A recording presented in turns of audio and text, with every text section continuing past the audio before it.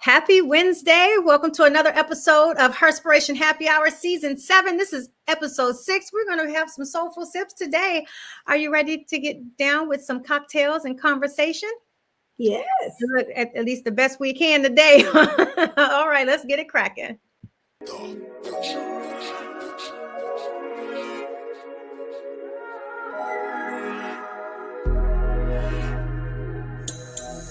Are you ready for cocktails and conversation? Are you ready for cocktails and conversation? Are you ready for cocktails and conversation? With your host, the unapologetic diva, Dr. G, the girlfriend therapist, Dr. Cortina Lewis, and the networking extraordinaire, Diana Richardson Philippus. Are you ready for cocktails and conversation? This is Herspiration Happy Hour.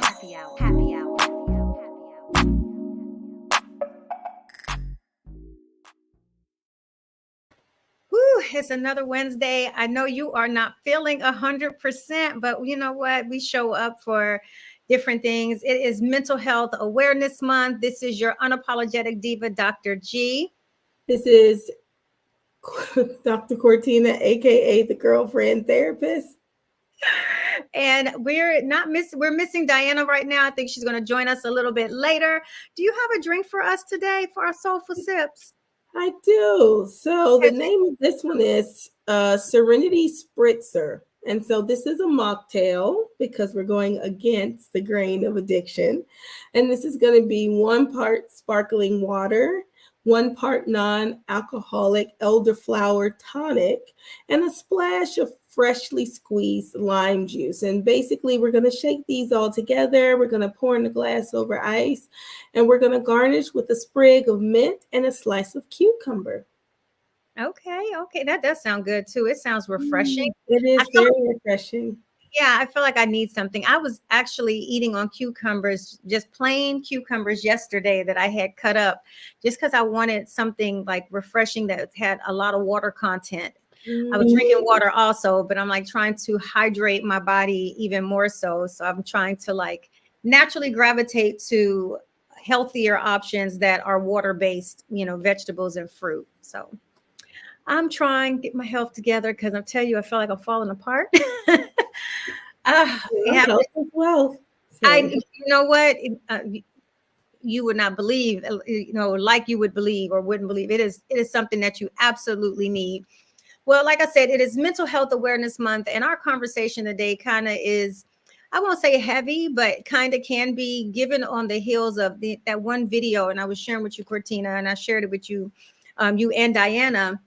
There was a preacher's wife that had called 911 just before committing suicide, just to make sure that her body would be able to be found. Yeah. And so I've seen it since cycling around from the 911 call to just him when he went to church to preach that day. And he said that he was going to be taking, some time away because he had to process this, everything that happened. And I just cannot imagine that, having to go through that, you know what I'm saying? Just to know that your wife called 911 just before killing herself. Yeah, I know that's, so I wanted to have a conversation today, just to have some soulful sips, talking about just addiction, adaption, and overachieving, because we like to think that those are 3 different things. I mean, and while they do tie into mental health in a very mighty way. And of course, addiction is not just alcohol addiction. We're talking, anything from gambling to, compulsive scrolling on social media. And what else is that? What else is there considered that? Shopping addictions and sexual addictions. I mean, well, I don't know if sexual addictions are so unhealthy, but, I guess too much of something, too much of anything really is not good for you. No, it's not. Say what? I said, no, it's not. Okay. So, you know what? So let's, I know you did, you work in addiction, or you worked in addiction. Are different levels or predominantly substance abuse? So for years, I worked in a substance abuse inpatient treatment facility. So I provided Well, I oversaw the therapist that provided services from all the way from detox to OP. So there are different levels when we're talking about how severe the substance dependence is in the person. So detox is when, like, I just used 2 hours ago and I need help detoxing so I don't relapse. So that is the first level. And then you have intensive inpatient. And then you have PHP level, that's partial hospitalization. And then you have IOP, intensive outpatient, and then you have OP, which is outpatient, right? So you have different levels, and you have these levels also, minus the detox, for also individuals who live with eating disorders. You have PHP, you have IOP. And so depending on where you are in the cycle, that's determined by the behaviors you are engaging in. So seeing different people during different times and I'm just going to speak specifically for chemical dependence, how we use other substances, people not have pause or post-acute withdrawal symptoms when they are trying to withdraw from alcohol or benzos. Those are the two most I don't say deadly, dangerous detoxes to come off of, because so many other things can happen when you are trying to detox from it. And so basically what happens, your body becomes very dependent on this external substance that you are putting into your body. And addiction, once it gets a hold of you, it can be very, very, very, very hard to find your foundation and get your life back, because before you even know that it's a problem, it's already gotten you. And different people's body metabolizes things very differently. Some people are genetically predisposed to addiction. You can look at the history in their family. And then you have some people that just become addicted and they have no history of addiction in their family, right? And so just being very mindful when you are even casually engaging in different behaviors, what is my family history like, right? Because this one person may do a line of coke and this other person might, and I might, and all of us respond very differently. And so just being mindful about what you're putting in your body. And so that's why I said specifically I'm talking for chemical dependence and substance use. And substance use is not just alcohol. We know it's inhalants, we know it's opiates, we know it's meth, we know it's amphetamines, we know it's shrooms and all these other things that individuals, marijuana. I know some people say, well, you cannot be addicted to marijuana. That's not true. I treated people who just could not go without it. And so, things are kind of like a slippery slope, but just be smart about the things that you are putting inside of your body. And do you have an obsessive type of personality? Because if you do, you are more prone to fall into whether it's obsessive shopping, right? So we're talking about shopping, we're talking about eating, we're talking about gambling, we're talking about anything that gives you a rush or a high. Some people, it's like when they pull that lever, something happens in their brain, the same part of the brain that's stimulated when someone does a line of coke. It's like, oh, that reward system. Oh my gosh, like I'm addicted to what that does to me. It's not necessarily the game, but it is the action of either pulling the lever or pushing that button or hearing the sound that causes me to continue to want to do that. So just being very mindful about where your time is spent on engaging in other things outside of substance use. Yeah. So that some of what you talk about, like for three different people try a line of coke just because there's always this starter point. There's a gateway of some sort that is a starter, which that's why I defined it as adaptation. It's like, changing something, your behavior for a situation or a new purpose. Like you might just be like, oh, I'm hanging out with these new friends. I want, and I'm influenced by these new friends. And so your behavior starts to change because you're starting to adapt to these new friends. I mean, we see it a lot of time with, when people first get on social media, they become very compulsive about it. Like, oh, I want to see it. I want to see it. And so, I mean, if you look at, do you ever pay attention to when it tells you how much screen time you have, if your screen time's been up or down? I actually on my phone. Yeah, that's what I'm saying. It shows up on your phone like your screen time was down last week, or it It was up. decreased, it increased, or I actually like that because it helps me monitor how often I am connected to my phone. If it's saying, oh, you was on it for 7 hours last week, I'm like, ooh, 7 hours. I need but if you look at it, it's telling me for the week. I mean, an hour a day is probably not as much. But imagine somebody who just starts to get on there and that becomes their lifestyle. So we have to be mindful of what we adapt ourselves to so that we prevent addictions from happening. And then of course, overachieving, feeling the need to be an overachieving is to me definitely is a slippery slope when it comes to addiction, because you can be very addicted to work. You can be, some people feel like, oh, I don't have a compulsive shopping habit. However, because I don't shop that much, but it could just be, hey, I need to shop every single month if it's a pattern. So patterns typically say, well, you know what? I'm not going to shop all the time. I'm going to shop every time I get paid. Well, that sounds like binge shopping, like binge eating. I'm not eating all the time, but when I do, it's over and excessive of maybe what I need to be eating. Or gambling. I might gamble once a month, but when I do, I done gambled the house away. Like you have no internal locus of control over the impulsive nature when that time comes, even if it is once a month. How do you prevent really from slipping? I mean, whether you are changing, some people move and so they have to make shifts and changes in what they do, their behaviors, or where they're around. Because sometimes we become a product of our environments.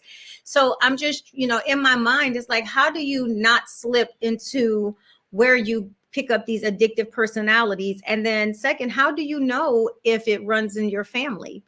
Because sometimes there are those that really have not been connected with their families, don't really know their family history. So how, is there any telltale signs that it could potentially lead to addiction, things that you do?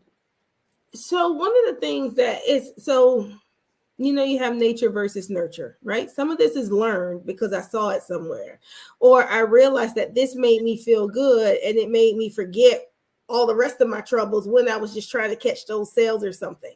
So I would say that's an adaptive way of trying to cope with life around you.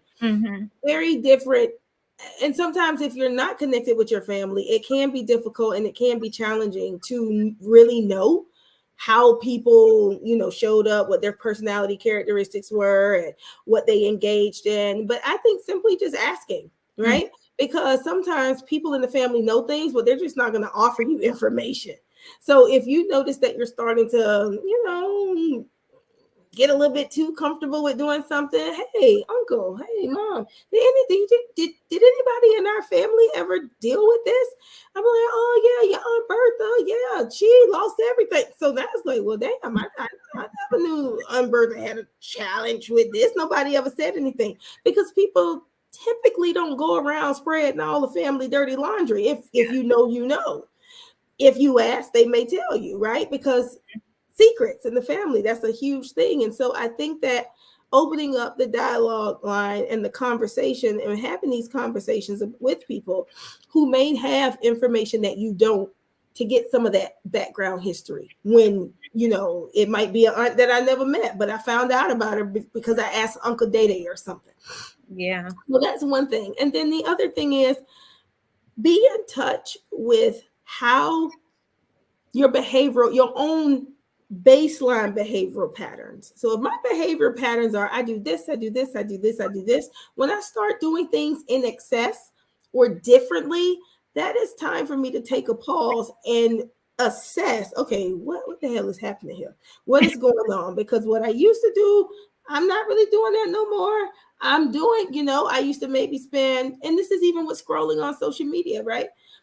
I used to maybe spend 3 hours a day. Now my screen time is telling me I'm spending 7 hours a day. What the heck has happened with these 4 hours that increase. What is there anything in my life that I'm trying to escape from? Is there anything that's happening that's causing me to feel like I need to just doomsday scroll because I don't want to deal with the things that are in my life? So you really want to start analyzing and assessing the things that's in your immediate environment to see if it can be an environmental impact that's causing your behavior to change. Ooh. Yeah, and ooh, that's deep. So let me ask you, because I know I'm very busy. I like to think that I'm not that busy anymore. I've tried to tailor back on some things, but how hard is it for you? Because I know you are somewhat of an overachiever. You because you're passionate about what you do, Mhm. sometimes to a fault.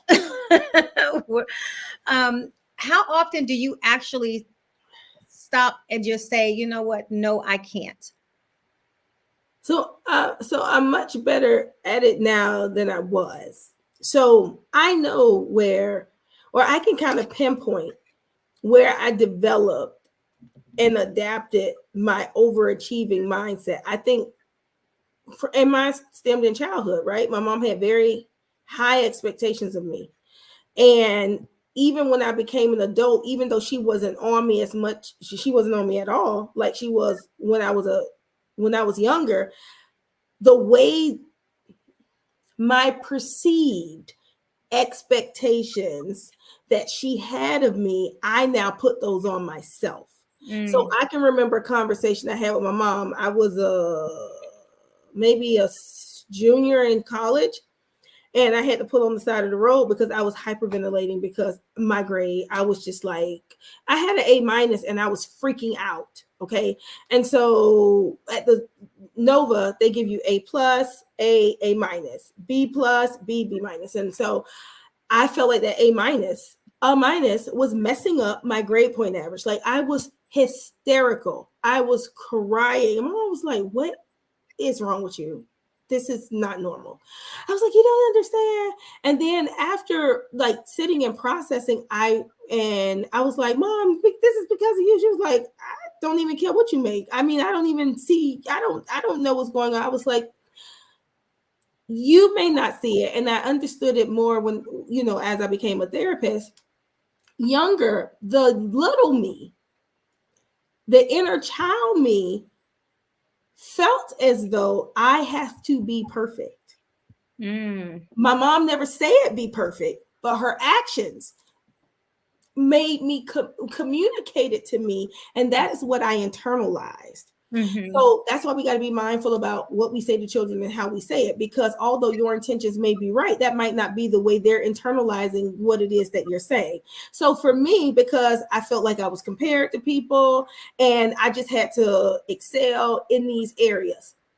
And then I felt like if I wasn't doing good, that meant I wasn't good. So who I was tied into my performance.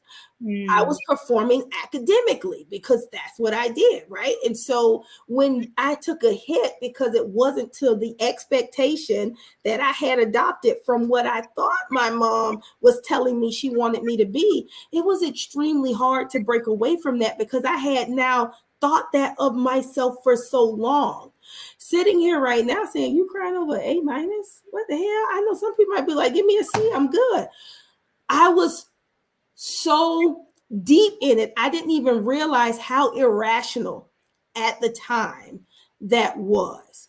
And so being able to break away from that mindset, that perfectionism, that level of irrational, crazy making, thinking, it allowed me to be able to say to myself, you know what, I just can't do it. I have to listen to me, right? Because sometimes we want to people please, well, in the past, but there are some people out there that still want to, and they try to make it to everything. They try to be at everything. They try to show up everywhere. Like I was sharing with you, Pam, earlier, like I had something that I was supposed to be at today, a taping, and I was like, my body, I just cannot do it. I have to be able to say no because I just don't feel good. I don't feel well. And I know that my energy is low. I don't want to bring down the project. And so you have to be mindful. And, some people, it might be an inconvenience to them, but at the end of the day, it will be more of an inconvenience for you to exert energy that you really don't have. Yeah. Because, and also it's not you honoring you. It's not you honoring where you are, what you need, what's important, right? So if I would have exerted all this extra energy to go do that thing, I probably would have been so exhausted and tired that I would have had to cancel all my patients for tomorrow versus me staying at home, drinking tea, doing Theraflu, refreshing myself, taking the medication, getting a good night's rest so I can be up and at least have some type of motivation to be able to do what I need to do tomorrow. We have to be more smart and plan better and know that our first priority is our health and well-being. Yeah. You know what, the harsh thing that is for a lot of people to realize is what actually pushes people over the edge. And it does not look the same for everybody. And so when they say check on your strong friends, that's probably it's more profound than people would think, because you see online what happy looks like when in fact it's not happy. People are suffering depression. They are suffering stress, whether it's, physical stress, mental stress, financial stress, even spiritual stress. There's a lot of things that overwhelm people, and you never know what somebody's breaking point is going to be. Mm-hmm. And that's unfortunate. Somebody could be already having a bad day, and then they get on a bus or a train, and that's that straw that breaks the camel's back. And they say, you know what, I have had enough. I don't want to live anymore. And it might seem simple for somebody. Is that the only reason why? But it's for them, it's a lot, because it's stuff that's, mounted on. So we really have to be really cognizant about taking care of ourselves, what stresses us out, identifying behaviors. And I think that's the other thing with it being, Mental Health Awareness Month. This is a good opportunity to find a good therapist to have these discussions. Even if you say, well, there's nothing wrong with me, you get a physical when there's nothing wrong with you. It's like, let me just do this check-in. Because sometimes we are going and going and going like a machine, and don't stop to really take care of us. Or we might have an ache or a pain and say, well, that'll go away. And it can manifest to be something bigger because we just won't stop doing and going and moving and people pleasing because we feel like we always have to show up. Yeah. I'll go ahead. I was going to say, or because we're so busy, we never assess where we truly are. So we may say, oh, I'm not depressed. Oh, I'm just going. Oh, I'm just, because that's my norm. But you're operating at this unhealthy level of anxiety and stress, and you don't even realize it because that's just your default until you sit back and allow yourself to assess where you are emotionally. Sometimes there's so many layers because you might be like, oh, I don't need therapist, I'm great. Well, that's because you've been covering up all of your real feelings for so long. You're not even in touch with how you really feel, right? If I don't take time to consider my emotions, I'm not going to really know what I am, because the more time goes by, the more distant they will be. And so I think everybody should have a little mental check-in with the provider, somebody who can help them navigate through some of the things that they might be feeling. And us as therapists, we're trained to ask the right questions, right? You may not just be able to off the bat give me, share with me something, but I may ask you just the right question in just the right way to elicit information that you didn't even know that your body was holding on to. Yeah, exactly. Yes. And because there are some people, they come to me for therapy for certain reasons, right? So I'm going through my whole spiel. And I had one in particular, she was like, okay, I came here for one thing. I did not even know this over here was the issue because I wasn't focused on it, right? Because we have these big issues sometimes, and that's the only thing we're focusing on, and we don't even see the small fires around us because we're only focused on the explosion in front of us. So helping people to be able to really contain what's going on in their life and like allow them the space to be able to help them identify these other areas that might need help as well. Oh yeah, that I like that. The small fires, as opposed to wanting to focus on the bigger one.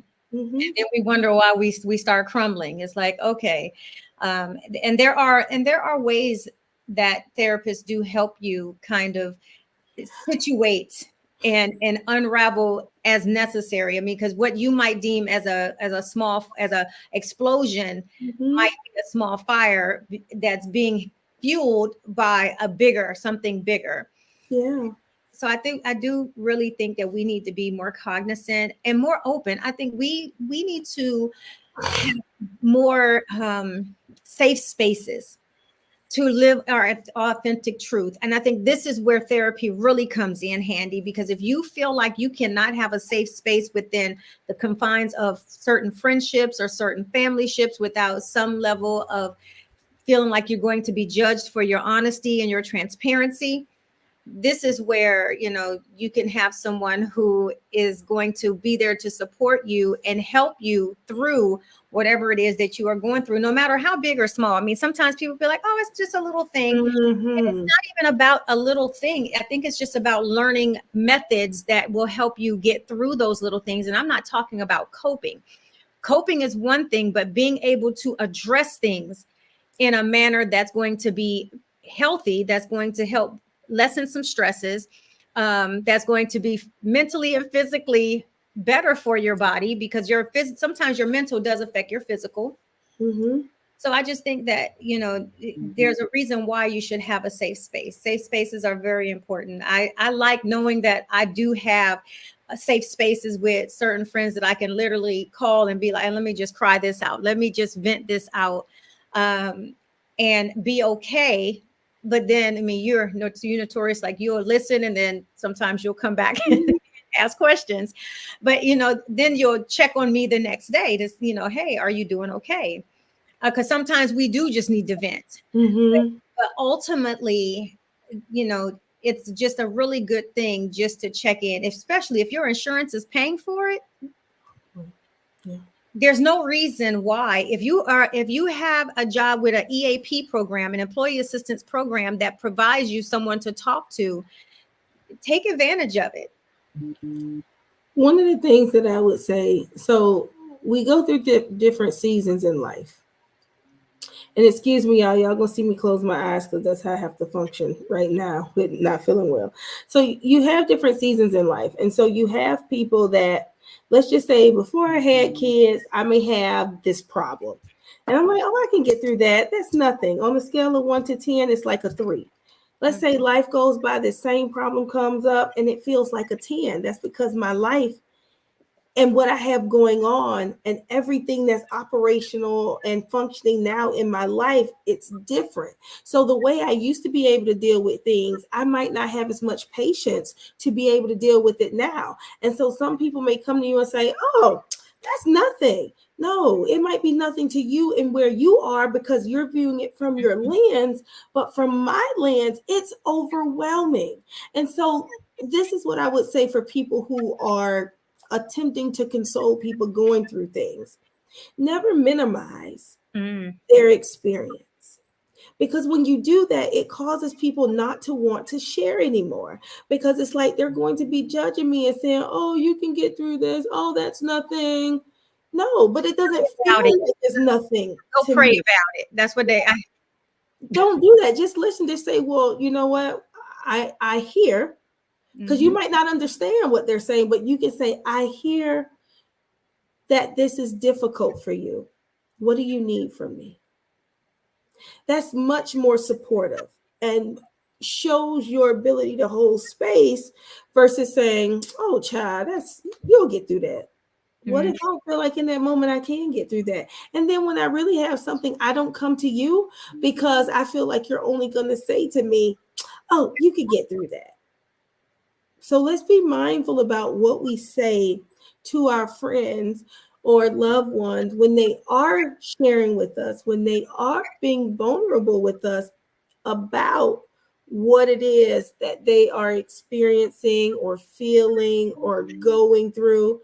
Just simply say, if you don't know what to say, I hear this is difficult for you. Mm-hmm. What do you need? How can I help you? Just that simple. Sometimes people don't need you to problem solve for them. So don't try to give them solutions that they did not ask for. Give them the opportunity to tell you that they want your help, and then you proceed and move forward. Like Pam said, some people, they just want to vent. That's what they need. Give them the space, if you can, to be able to do that.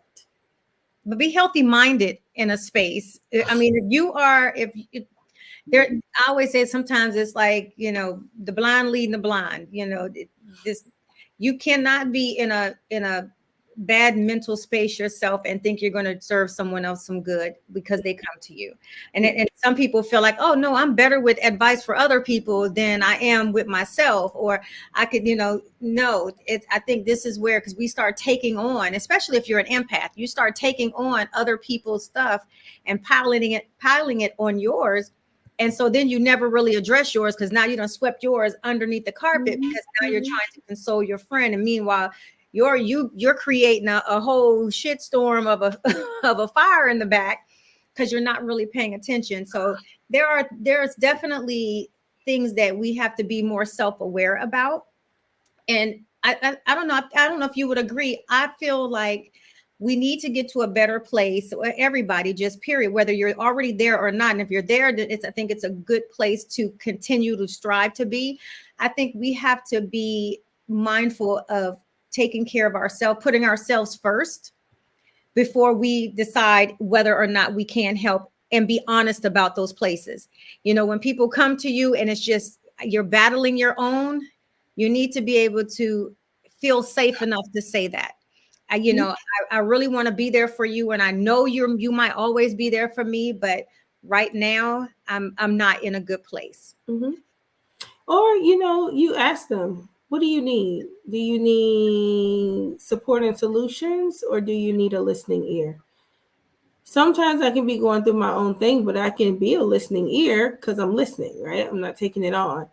And then there may be times where I'm going through my own thing, and maybe I can offer support and solutions because it's not going to impede on what I have going on. But you have to be able for yourself to, like you said, Pam, be honest about what you can and cannot handle as it relates to what your friends are sharing.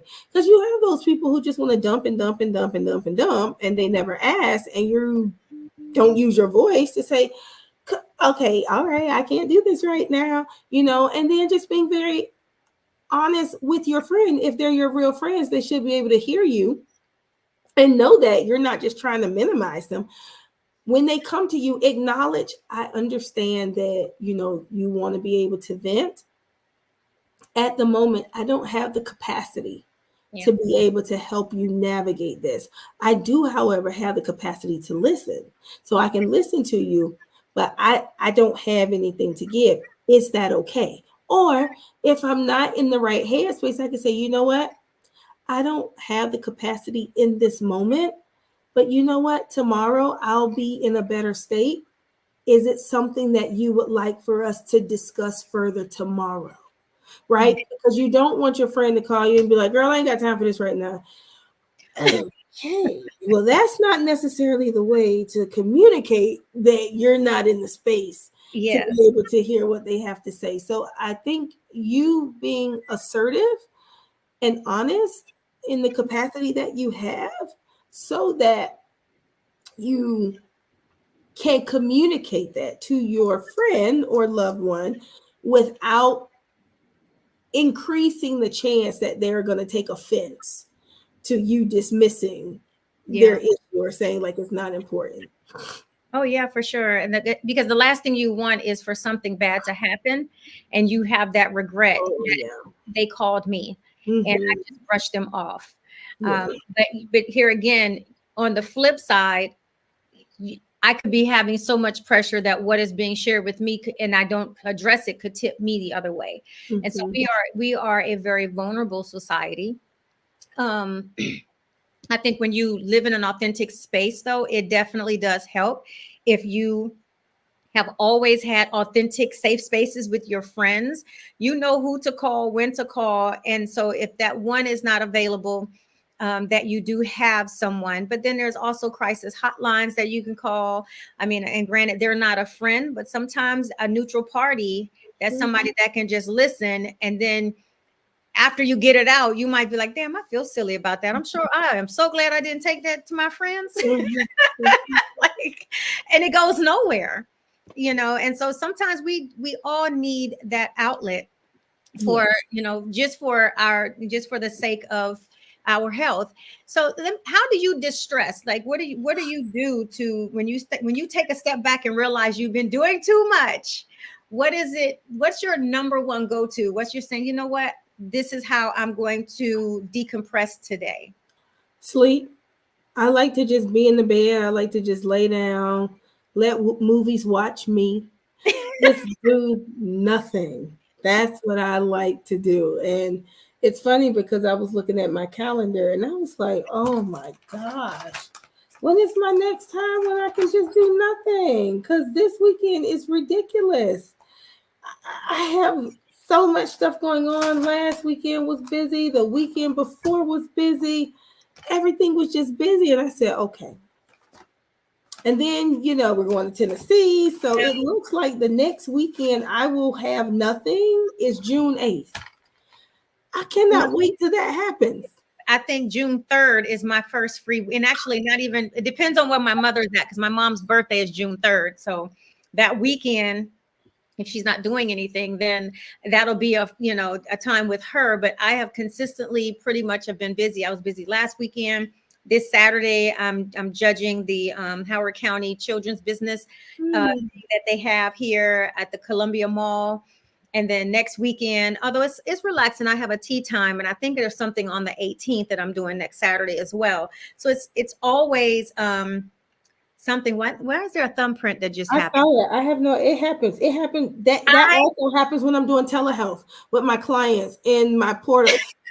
I've been seeing random thumbs and hearts and bubble circles popping up on all of these virtual type of video things. And I was like, what the hell? That is super strange. I never saw that. It kind of was like, wait a minute. I know I didn't. I've seen it on here before. I was just like, I don't know where it comes from. I have no idea. Oh, I've seen it happen on, what do you call it? FaceTime.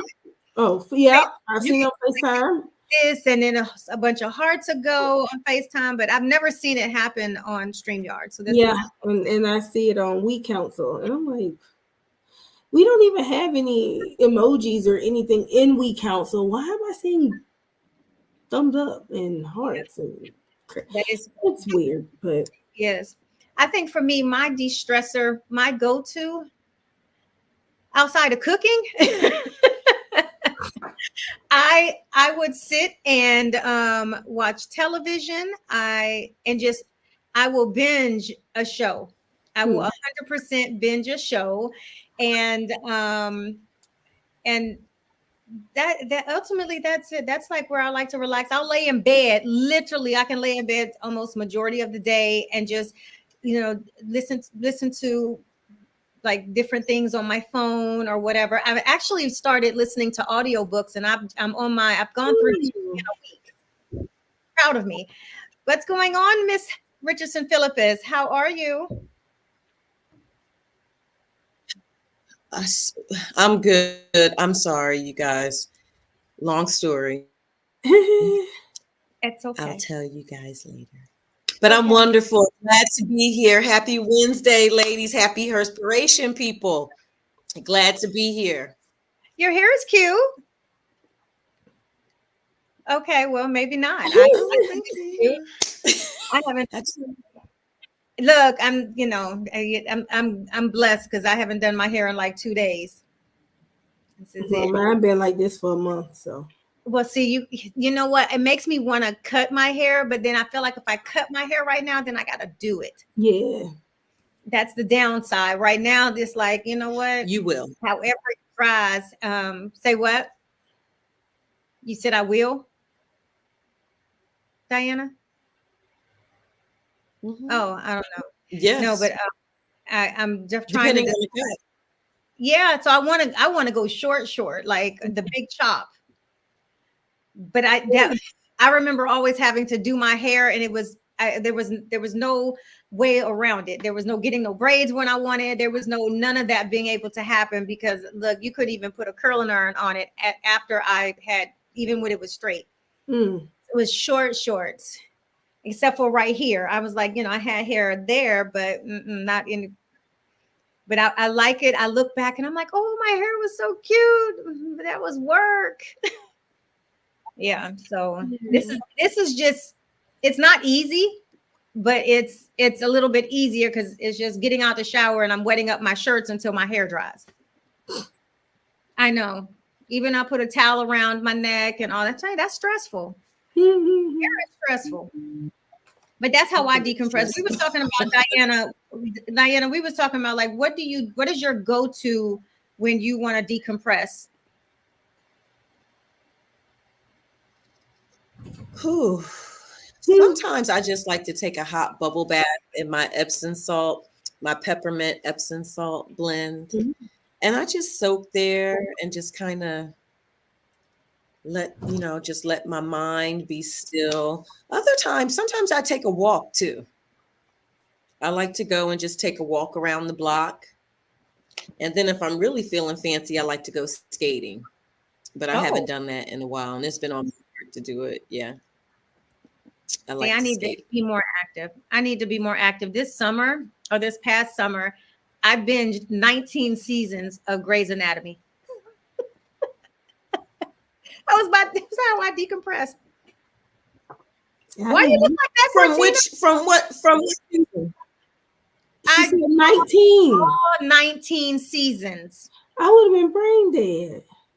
How? All 19. I said over the summer. So over the summer, I binged 19 seasons. And then I binged Station 19.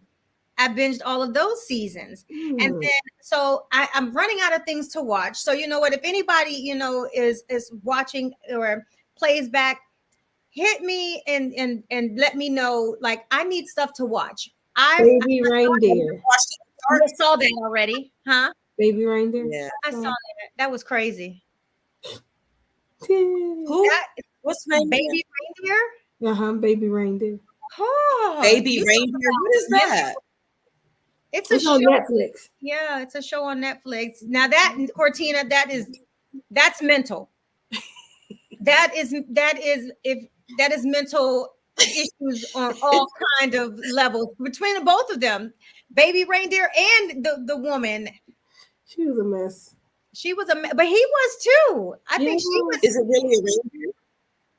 No. That's what she called him. She took stalking to a whole new level. I've never seen anything like it.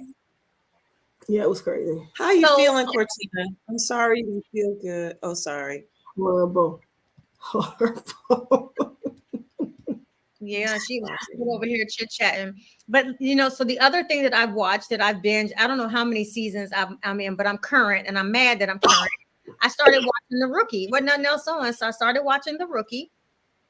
Binged all the seasons of that too. So now I have to wait for new episodes to come on. I've never heard of that. Yeah. I'm not familiar with that. I don't really watch TV like that. I don't even know. I used to get it, Every but time now I think I'm gonna watch TV, I just. Well, Cortina, you like the little, what you call it, the housewives and all that stuff. Yeah. Mm-hmm. I like all those. I do watch that. Yeah. So yeah, reality TV. And I like Martha's Vineyard. Oh, I the haven't Summer seen House, that. Martha's Vineyard. Oh yeah, okay. I haven't seen that. I've been watching Do you some watch of those. Yeah, they took a. Yeah, I like the. Okay, I'm not gonna say that on camera, but what's that? Oh, you got to put it in the personal chat. Then I want to know before you forget. No, because before you forget, and then I'll be like, "Well, what was you talking about?" Put it in the. I ain't gonna forget because we talking about Summer House. I ain't gonna forget. Oh, what's the Summer House? Oh, what is it? Is it a person? No, it's called Summer House. It's called Vineyard. Oh, you like the other Summer House. No. No, that's okay. I No, like the ones that feel familiar. okay. Oh, I'm I'm gonna have to tell lost. you later. Yeah, Yeah. because I'm over here like, I need to get my phone. Somebody gonna text it. Because I'm intrigued. What is it? What Summer House No. is it? I know. I think I know what you meant when you said it feels more familiar. Yeah. I did catch that. Yeah, I yeah, did yeah. catch that. Yeah. Yeah. Boy, Yeah. I it don't flew know over the my show head. you're talking about, but I know the context of what you were speaking of. Yeah. Mm-hmm. Yeah. Martha's Vineyard Summer House. Yeah. And it feels familiar. I'll tell you. Yeah. We'll I know what she means, but it's okay. Um really quick, do you have, do you have anything to add for our topic of the day? I mean, we was covering different things between addiction and just adapting to different things, because like being socialized by a new area or just trying new things. We talked about overachieving being something not so good. Do you have anything you want to add to the conversation? Well, this topic for me was, while I understand that, we're in mental health, mental health awareness month and things like that. This topic was a little difficult for me. And I don't know, Cortina, you might be able to diagnose me. I don't know, maybe something going on with me. But when I think about addictive nature, when it comes down to working, so I do understand that there can be some unhealthy addictions when it comes down to work. But then on the flip side of that, I feel like entrepreneurship, you need to be, and Cortina, don't chew me up when I say this word, because I'm scared to say it, because I know you're going to be like, but to a certain degree, you do have to be obsessed with it, right? You have to be obsessed and in love with what you're doing. Me personally, I do work a lot. I do. I work a lot. I'm okay most of the time. There are times when I'm not, and I realize that, hey, you need to take a little time out to chill and relax. But sometimes I feel like, when you do what you love and you love what you're doing, that is not necessarily all of the time an unhealthy thing, especially when you're striving for a goal, so I that's would how I say feel about it. we can replace obsessed with it with passionate about it, right? Because That works. obsession, it's too much control, right? And you miss the bigger Yeah. target because you're obsessing over, oh my God, I got to get this, where you don't have the clarity of mind to be able to pivot when you need to, because you're so laser focused and obsessive on this part right here. So I Mhm. think you need passion to fuel Absolutely. your purpose. And so in the context of this, not chewing you up or anything, I think switching the word from we need passion, because if you're not passionate about it, you ain't gonna do it, right? I mean, if you might do somebody else's job, I might not be passionate about it, but I'm passionate about that check, so that's why I keep doing it. But if Right. I'm passionate about the success of my baby, my dream, the thing that I'm doing, that's going to be the motivating factor for me to get up early if I need to, for me to, Mhm. do all the Absolutely. calls and do all the things that I feel like I need to do versus, being obsessive, because then that can show up very differently. And people might be like, oh, okay, she's tripping. What is going Well, on? yeah. So No, yeah, I agree. You all absolutely have to have that passion in order to be able to do the things that you need to do. But with that passion, and see, that's why I didn't want to use the word obsession, because it does anyway. But it will push you and motivate you to stay focused, to do the things that you need to do, which in turn can sometimes be a little addicted. I mean, for me anyway, like I'm addicted to making myself, I don't want to say it because people are gonna be like, did she just say that? But I'm addicted to doing what I need to do, striving for my goals, achieving those goals, hitting those bullseyes. I love it. It fuels me. It keeps me going. So I don't know.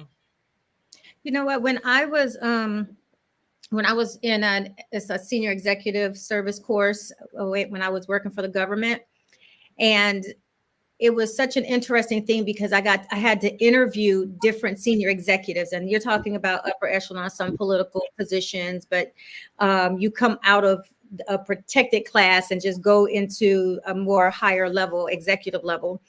And almost every last one of them said to me when, about their biggest regret was not taking better care of themselves. Mm-hmm. All of them worked because you work to get there. I mean, you're working a lot of hours. You're putting aside family time. You're putting off leave. You're putting off health. But that was the one thing consistent across the board. All of them said to me, I wish I would have had, been more intentional about my health. Now they're more up in age and now their body is breaking down because they did not take care of themselves. They didn't sleep enough. They didn't rest enough. They put work before themselves. And that was one of the regrets. And so as you're talking to them and you're talking about either becoming an SES or, if you decide to go that avenue, of lessons learned. And that was the conversation what I had with a lot of them. What were some lessons learned? And literally all of them. So I tried to carry the mindset that I had to start making sure I take vacation, check out, don't take my phone. It took me a while because I was still taking my work phone and taking my laptop. And I had to learn how to travel without it, to trust my team, to trust that, nothing's going to fall through the cracks because I had to be intentional about my self-care. My staff, God bless them, because they was like, leave your phone here. We got it. If it was an emergency, they would call me. But I trusted them because if I'm doing my job and I'm doing my job well, I should be able to trust the people who are backing me like I'm backing them. Mm-hmm. So I say that to say you can be passionate about a whole lot of things, but you have one life to live. And you have to live that life with intention where your health is not going to ever be compromised. Because I was one of those notorious ones that would be working 18-hour days. I'd sleep for 3 or 4 hours, wake up, do it all again. But after a while, it catches up. You're more exhausted. There are health issues that starts piling on. You don't even realize. And there are slow things or sleeper creepers in your health that you don't know about, like high cholesterol, like diabetes, pre-diabetes, like other things that could be causing other issues that if you don't take time out to take care of your body, getting enough sleep, making sure you're getting enough water, exercising, if you don't put some structure in your day, then you have to question yourself. It's like, I want to be passionate. I'm going to be passionate, but I still have to be cognizant about being able to continue to do it. And then that starts with taking care of me, taking care of my family. If I want to, be intentional about family.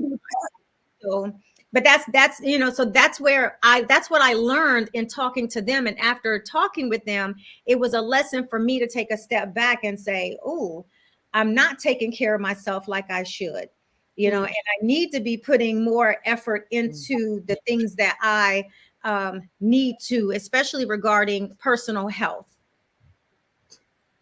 and mental health. Like I literally had a whole conversation during COVID with my director. He didn't like the fact that I had said that my therapy sessions was a sick leave. He said, you need to take annual. I said, absolutely not. I pay medical insurance.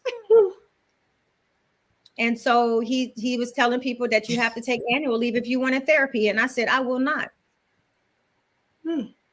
So, again, it's about being able to advocate for the things that you need. And I will push back because that's what became important to me. Really, truly taking care of my mental, my physical, my spiritual, just being able to take care of myself holistically so that I feel like I can be a high performer or remain a high performer. And it worked out for me. I mean, I'm not saying that I don't stay up till Awesome. sometimes 3 or 4 o'clock in the morning when I get when I'm creative, but I don't make a habit of it anymore like I used to. Mm-hmm. Mm-hmm. And Cortina, I'm not binging. Absolutely. I'm not binging because that one time I'm in a creative space and I'm like, Mm-hmm. hey. But it's very rare that I do that. Now I'm twice as cognizant about my health, and I think that's an age thing. Mm. I really do think it's an age thing. It's like the older I get, my priorities have shifted. Mm-hmm. Oh yeah. I'm not in my 20s or 30s anymore, or so that way, it's like, oh, I have all this energy. No, I'm tired. Yeah. Mm-hmm. Yeah. Mm-hmm. Oh yeah. Tired. I feel that. I Yeah. definitely feel that. Rest is important, but that's it. That's all I got to Rest I say. was and gonna water. say, yeah, yeah, Rest and water. yeah. Rest and definitely. Oh, hold up. Water. Rest and water. Mm-hmm. Yeah. Mm-hmm. So, we're going to, any last words from, regarding, addiction, just being thinking that you're adapting to certain things and it's unhealthy for you. If you are a high overachiever, what are what is something that is a good takeaway for people to be cognizant about for Mental Health Awareness Month as they, we play this podcast back, and people want a tip of how even to get started. If you don't slow down, your body will slow you down Yeah, that part. Mm. because you can go and go and go and go and go, but once your body's like, "Hey, I've been trying to warn you. It's all Yeah. right. Take a little break. Take a little break." And then when you get sick because your immune system is compromised because you haven't been resting, you have been going full throttle, it's going to take you longer to recover than if you would have been taking those small breaks in between. So, excuse me, listen to your body when your body is Yeah. telling you, stop, take a break. You don't have to do it all. Yeah. Yeah. I Diana, would what definitely about agree with that. I'm migraine prone, and they are brought on by fatigue and stress primarily. And when my body, I'll get a warning sign when I'm doing too much, like I get a little twinge, like, ooh. And I would know, like, hey, Diane, you need to stop. But every time it'll knock me down, and then I'm down for 2 days, right? And then what can I do? Absolutely nothing. So taking that time for yourself is extremely important. Now I step away. I take multiple breaks during my day. I go and walk. I try to breathe. I drink extra water. I mean, I've always been a water drinker, but I try to drink, a lot more water and just remain calm. So take a couple breaths, strive for balance on this journey. It's a journey. Yeah, that's all I got. That's all I got. Strive for balance, people. I think the only thing that I have to add on is that, you're only as successful as your body will allow you to be, Mm-hmm. mentally, physically, emotionally. There is no way around it. Again, this is Mental Health Awareness Month. Get you an appointment just for one time. Visit your EAP. If you can't afford it, it's time to vent. Find you a safe space to have these conversations. And we encourage everybody to make time and be intentional about your friendships, your relationships. Check in, just mental health check. How's everybody doing? As they say, check on your strong friends. Um, and then of course, we always love your comments, your feedback. Subscribe, share, review. Just let us know if there's something that you want to talk about. You can engage with us during the show. We are definitely very open to answer any questions that you will have. And we will be back here next Wednesday, next week's episode. Oh, I'm going to love it because we're talking about empowerment on the rocks, sex, menopause, and advocating for your health.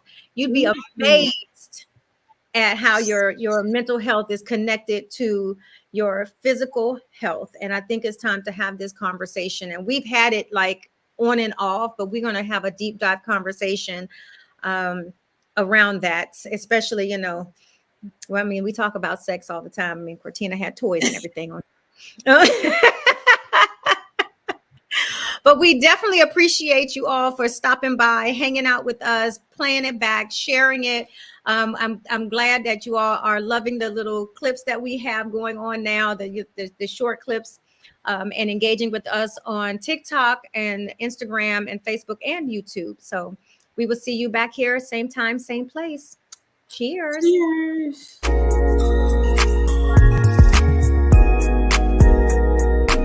This is Herspiration